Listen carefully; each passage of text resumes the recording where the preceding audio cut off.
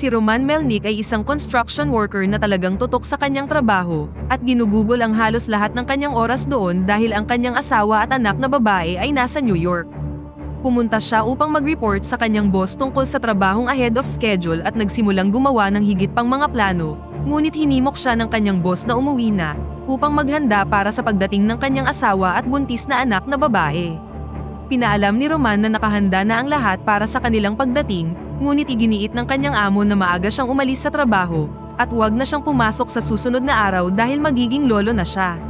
Pinalayas siya ng kanyang boss kaya umuwi na si Roman, kung saan naligo siya at excited na inihanda ang sarili.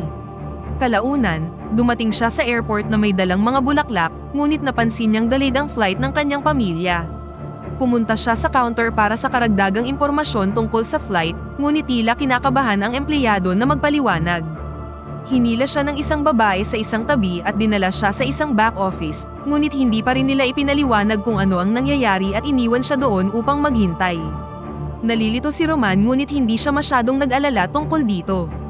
Hindi nagtagal, dumating ang isang contact mula sa airport management office na nagngangalang Eve. Nang may malungkot na tono, ipinaliwanag niya na ang flight kasama ang kanyang pamilya ay nasangkot sa isang aksidente, at malamang ay walang nakaligtas dito. Biglang napatayo si Roman, at hindi niya maproseso ang narinig. Sinabi niya kay Eve na buntis ang kanyang anak na babae, bago narinig na sumisigaw sa galit ang ibang pamilyang nasa paligid niya. Dahil dito, hinimatay si Roman sa sobrang stress. Hindi nagtagal, nagising siya sa ward kung saan sinabi sa kanya ni Eve ang tungkol sa malapit na family support center at ang mga serbisyong ino-offer nila, ngunit tumanggi si Roman at sinimulan siyang huwag pansinin. Naglakad siya pabalik sa kanyang sasakyan kung saan umupo siya ng maraming oras, at labis na nalilito sa mga nangyayari. Isang araw bago nangyari ang aksidente, ipinakilala sa atin si Jacob, isang air traffic controller, kasama ang kanyang asawang si Christina at anak na si Samuel. Nang gabing yun, umalis siya para magtrabaho at dumating sa kanyang shift sa control tower, kung saan naroon ang kanyang katrabaho. Dahil dumating na si Jacob, nag-break muna ang kanyang katrabaho. Hindi nagtagal, dumating ang ilang technician para ayusin ang sirang telephone lines na ginagamit para makipag-ugnayan sa ibang mga airport. Sinimulan ni Jacob na i-handle ang mga incoming flight na nasa kanilang flight level nang dumating ang kanyang supervisor at sinabi sa kanyang makipag-ugnayan sa isang airport tungkol sa isang rerouted flight. Habang distracted, napansin ni Jacob na ang dalawang eroplano ay nasa 10,000 feet at sinabihan ng isa na bumaba, ngunit hindi niya narinig ang isa pang piloto na sinabing inalerto siya ng kanyang traffic alert and collision avoidance system. Habang sinusubukan ni Jacob na makipag-ugnayan sa kabilang airport, bumaba ang pilotong inalerto ng TCAS dahil wala siyang nakuhang kumpirmasyon mula kay Jacob. Huli na nang narealize ni Jacob ang aksidente at nawala ang dalawang eroplano sa kanyang radar. Hindi nagtagal, ipinatawag si Jacob sa isang meeting kasama ang mga pamunuan ng airport, kung saan pinaalam sa kanila ang tungkol sa nangyaring banggaan sa himpapawid at walang nakaligtas dito. Si Jacob, nagulat at lumuluha, ay tinanong kung ilang tao ang nasa eroplano, ngunit hindi siya nakatanggap ng sagot dahil plano nilang alamin kung ano ang nangyari, at hinimok si Jacob na huwag masyadong mag-alala. Matapos dumaan sa pagtatanong tungkol sa mga serye ng kaganapan sa airport, dinala si Jacob sa police station para sa karagdagang pagtatanong. Hindi nagtagal, pinalaya din siya at hinimok ng kanyang abogado na huwag makipag-usap kahit kanino, o huwag umalis sa kanyang bahay hanggat hindi sila nakikipag-ugnayan sa kanya. Pagkatapos ay umuwi na siya sa bahay kung saan nakita niya ang kanyang asawa na nanunood na ng balita tungkol sa aksidente. Samantala, nanunood din si Roman ng balita na ipinapakita ang crash site. Hindi nagtagal, nakatanggap siya ng tawag mula kay Eve na nagtanong tungkol sa kanyang kapakanan at nagpaalala sa kanya na bisitahin ang family support center, ngunit ibinabalang ni Roman ang tawag. Pagkatapos ay kinuha niya ang kanyang susi at pumunta na sa kalsada at gumawa ng mahabang biyahe patungo sa lugar ng crash site. Habang nagpapanggap na bahagi ng search team, kumuha si Roman ng hazmat suit at hinanap ang kanyang pamilya. May mga bangkay sa eroplano ngunit wala doon ang kanyang pamilya, kaya pumunta siya sa mas malalim na bahagi ng kakahuyan, kung saan nagkalat ang mga damit at mga katawan. Pagkatapos ay nakita niya ang kwintas ng kanyang asawa, at pagkatapos ay natagpuan ang kanyang asawa at anak na babae na nakabitin sa isang puno. Kinuha niya ang kanilang mga katawan, hindi mapigilang umiyak, at hinawakan ang kanyang pamilya. Umupo siya sa pagitan ng dalawang katawan at hindi niya magawang iwan ang mga ito. Isang araw, umuwi si Christina at nakitang vandalize ng mga tao ang kanyang bahay, na tinawag si Jacob na isang mamamatay tao. Pumasok siya sa loob at nakitang hindi siya umalis sa kanyang kama buong araw dahil sa labis na depresyon. Isang araw pagkagising ni Jacob, wala na siya sa sarili at sinubukang maghanda ng almusal para kay Samuel, ngunit lumalabas na hilaw pa ang itlog. Dahil dito, nag-away sila ni Christina, kung saan kinuha niya si Samuel at umalis. Sa kabilang banda, si Roman ay nahulog din sa labis na depresyon. Madalas siyang bumibisita sa puntod ng kanyang pamilya at doon natutulog, at kailangan siyang gisingin ng security guard at pauwiin tuwing gabi. Kapag nasa bahay siya, paulit-ulit niyang pinapanood ang mga video ng kanyang anak at asawa, at hindi makamove on. Isang araw, kumatok sa kanyang pintuan ng isang reporter na nagngangalang Tessa. Hindi sumagot si Roman ngunit ipinaliwanag ng reporter na nagsusulat siya ng isang libro tungkol sa aksidente at nais niya siyang makapanayam. Ipinasok niya ang ilan sa kanyang mga artikulo sa ilalim ng kanyang pinto bilang patunay na sinusubukan niyang mag-stick sa katotohanan. Nang umalis na si Tessa, kinuha ni Roman ang mga artikulo at tiningnan ang mga ito.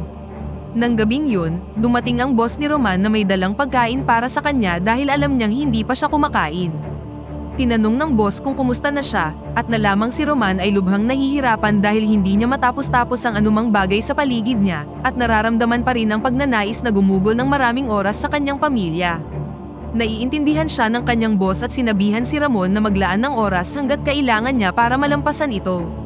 Samantala, sinabihan ni Christina si Jacob na isasama niya si Samuel para magpalipas ng ilang gabi kasama ang kanyang pamilya, ngayong halos sira na ang kanilang kasal dahil sa kawalan ng komunikasyon. Hindi ito tinutulan ni Jacob at pumayag sa gusto niya. Kinabukasan, bumili si Jacob ng baril sa bayan at pinanatili itong malapit sa kanya para sa kanyang sariling proteksyon. Kalaunan ng araw na yun, ipinatawag si Jacob sa isang meeting sa airport at dinumog siya ng mga reporter habang papasok siya sa loob. Sa loob, napagpasyahan ng kanyang abogado at boss na mainam para kay Jacob na lumipat sa isang lungsod sa ilalim ng isang ganap na bagong pagkakakilanlan. Nag-aalala si Jacob tungkol sa pag-iwan sa kanyang pamilya, ngunit sa tingin nila ay ito ang pinakamabuti para sa kaligtasan at kapayapaan ng isip ng kanyang pamilya. Samantala, ipinatawag si Roman upang makipagpulong sa mga abogado na kumakatawan sa airport dahil siya lang ang miyembro ng pamilya na nagdemanda sa airline. Bilang kapalit sa pag-withdraw ni Roman sa lahat ng kaso sa korte, plano nilang asikasuhin ang libing ng kanyang pamilya at mga gastusin sa pagpapagamot at magbayad ng $160,000 para sa pagkamatay ng kanyang pamilya. Ngunit sa halip, mas gusto ni Roman na humingi ng tawad ang kumpanya sa pagkamatay ng kanyang pamilya. Tumanggi ang mga lalaki at nagbabala kay Roman na tanggapin na lang ang kasunduan dahil hindi siya mananalo sa korte. Inutos ni Roman na tingnan ng abogado ang larawan ng kanyang pamilya, ngunit tinitigan lang siya ng lalaki kaya lumabas na siya. Samantala, pumunta si Jacob sa isang psychiatrist na hinimok siyang magkwento tungkol sa mga nangyayari, ngunit hiniling ni Jacob na magreseta na lang siya ng ilang mga pills. Kalaunan, kumuha siya ng maraming gamot at sinubukang wakasan na ang mga bagay-bagay, ngunit naging sanhi ito para magsuka siya, matapos makita ang marker na pagmamayari ng kanyang anak na babae. Isang gabi, inubos ni Roman ang isang bote ng alak at pagkatapos ay pumasok na sa kanyang trabaho. Umakyat siya sa tuktok ng gusali, handa nang wakasan ang lahat at samahan ang kanyang pamilya. Gayunpaman, biglang nagbago ang kanyang isip. Makalipas ang isang taon, nakipagkita si Roman sa mga pamilya ng iba pang biktima sa inaugurasyon ng newly completed memorial sa crash site. Bumisita siya sa sphere na itinayo para sa kanyang pamilya, nang lapitan siya ng isa sa mga nagdadalamhating ama. Humingi ang lalaki ng payo kay Roman dahil hindi niya alam kung paano mag-move on at natagpuan ang kanyang sarili na na-stuck sa kanyang higaan. Sinabihan siya ni Roman na maging matatag at sa huli ay makakahanap siya ng dahilan para mag-move on. Ngunit nang tanungin ng lalaki si Roman kung nakapag-move on na siya, hindi siya makasagot. Samantala, makikita si Jacob na nakalipat na ngayon sa ibang lungsod at nagtatrabaho sa isang travel agency sa ilalim ng pangalang Pat Albert.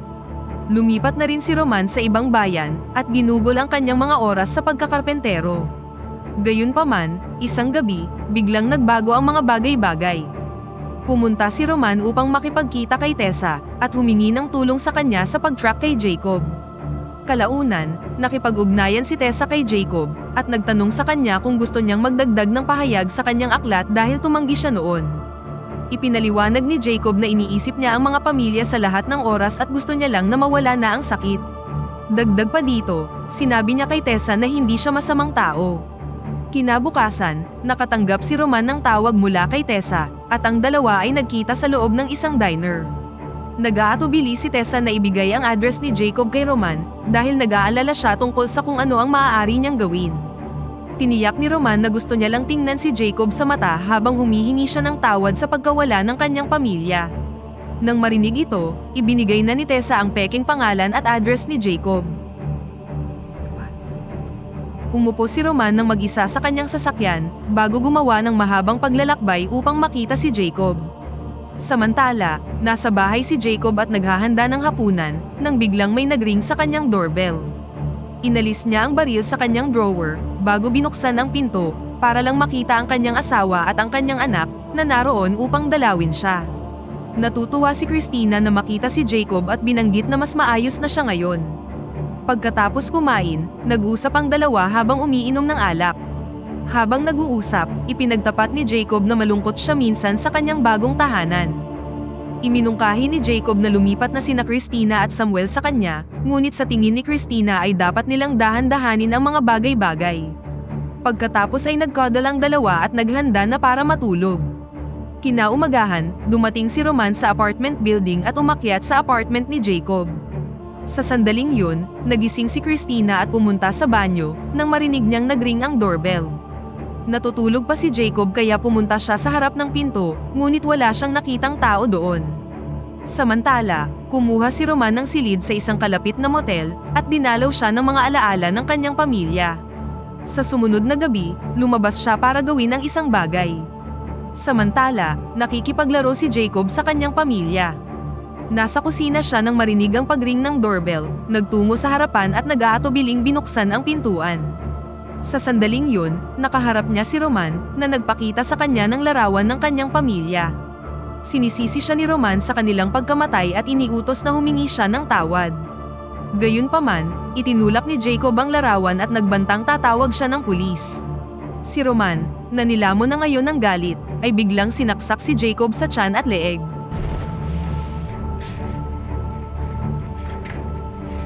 Ilang sandali pa, lumapit sina Christina at Samuel sa may pintuan at nakitang wala ng buhay si Jacob. Si Roman, na nasa delusyonal na estado, ay tinawag sila sa pangalan ng kanyang asawa at anak na babae. Pagkatapos ay umupo siya sa tabi ng dalawa, habang si Jacob naman ay naliligo sa dugo sa may sahig. Dahil sa pangyayaring ito, nasentensyahan si Roman at nagsilbi ng 10 taon sa bilangguan. Kalaunan, ipinaalam sa kanya ng kanyang abogado na dahil sa mga bagay na nakapalibot sa kanyang krimen, karapat-dapat na siya ngayon para sa parol. Hindi nagtagal, nakalaya na si Roman nang mabigyan siya ng parol at sumakay sa bus upang bisitahin ang libingan ng kanyang pamilya, walang kamalay-malay na may sumusunod na pala sa kanya. Nakarating siya sa libingan nang lapitan siya ng binata na nagkunwaring nagtatanong ng direksyon. Habang itinuturo ni Roman ang direksyon sa binata at ikinukwento ang tungkol sa kanyang pamilya, ibinunyag ng lalaki ang kanyang sarili bilang ang malaki ng si Samuel. Bumunot si Samuel ng baril at tinutukan si Roman at inutos na tumalikod siya. Gayunpaman, sinabihan lang siya ni Roman na gawin ang dapat niyang gawin bago humingi ng tawad. Labis itong nakaapekto kay Samuel at pagkatapos ay nagpasya siyang wag nang patayin si Roman dahil ito ang itinuro sa kanya ng kanyang mga magulang. Umupo siya at umiyak, habang si Roman naman ay lumayo na sa lugar. Will you just go, please? At dito na nagtatapos ang pelikula. Pakipindot naman ang like button kung nagustuhan mo ang pelikula at kung hindi naman, pindutin mo ng 2 beses ang dislike button para lang makasiguro.